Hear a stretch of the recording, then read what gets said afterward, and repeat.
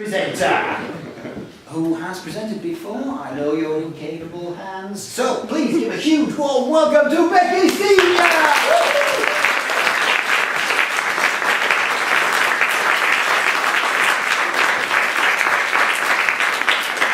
I do feel I should be telling ghost stories because of the lighting, but I'm really not. I'm sorry. Really? Yes. So I've presented at Bettakultcha before and I've done various different topics, but I'm looking back and thinking what to present, and I found sort of theme running through all of them. So in Back to the Future, Marty goes back to the 50s, Eurovision started 1956, and Helvetica, which is one of my favourite things, came out in the 50s, and chaps were rife in the 50s as well. So why do I love the 50s? Well, I was trying to work this out. My mum collects 50s china. My entire inheritance is in just a box of pots, basically. But it does turn out that you like the same things as your parents, and whoever thinks it isn't going to happen, it does. So as a kid, I endlessly watched Sergeant Bilko, which is just the best show ever. If you haven't seen it, look it up. All of today's comedy comes from that show. Equally, Happy Days. The Fonz is the coolest man on the planet, and still is. Endless 90s reruns were my dream as a kid. I adore the 50s diner. Now, does anybody remember Rock Island Diner in Sheffield in Meadowhall? Yep. I think I'm the only person who remembers that, and I made it up because there are no pictures on the internet. None, couldn't find any. And this is the 50s dream. It's the ideal that we were all brought up with, apart from it's missing the picket fence and the car with the massive spoilers. You know, it's what we were all brought up to dream and aspire to. And in Britain, in the 1950s, we had a thing that was the Festival of Britain that happened in 1951.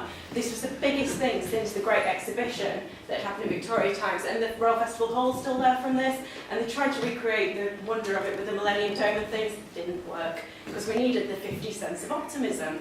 So some of the best music of the 20th century came out of the 50s, rock and roll, Buddy Holly, Elvis, and some of the best dancing as well. It's still around today, and people go to classes to learn it these days.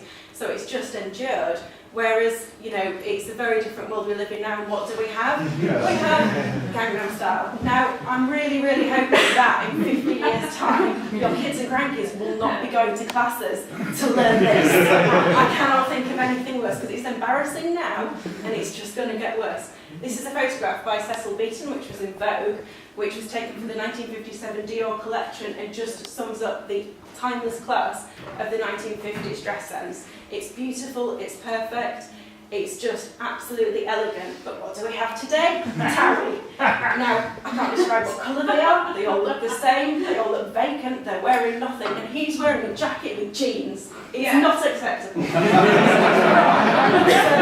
hopefully history will look back on us more kindly. These stars have endured for the last 60 years and will continue to, because they're timeless. We'll remember who they are, unlike the Towie stars.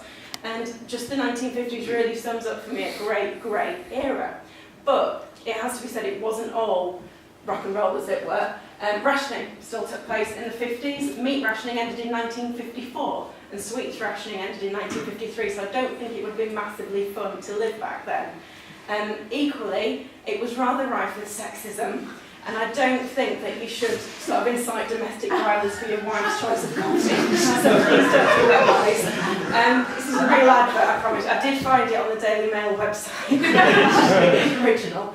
And again, you know, we now know that men as a group, I think, is a great British Bake Off. But I do have to confess, I do own that Kenwood chef, and it was my great granny's. So, but thankfully, I'm not chained to the Kenwood.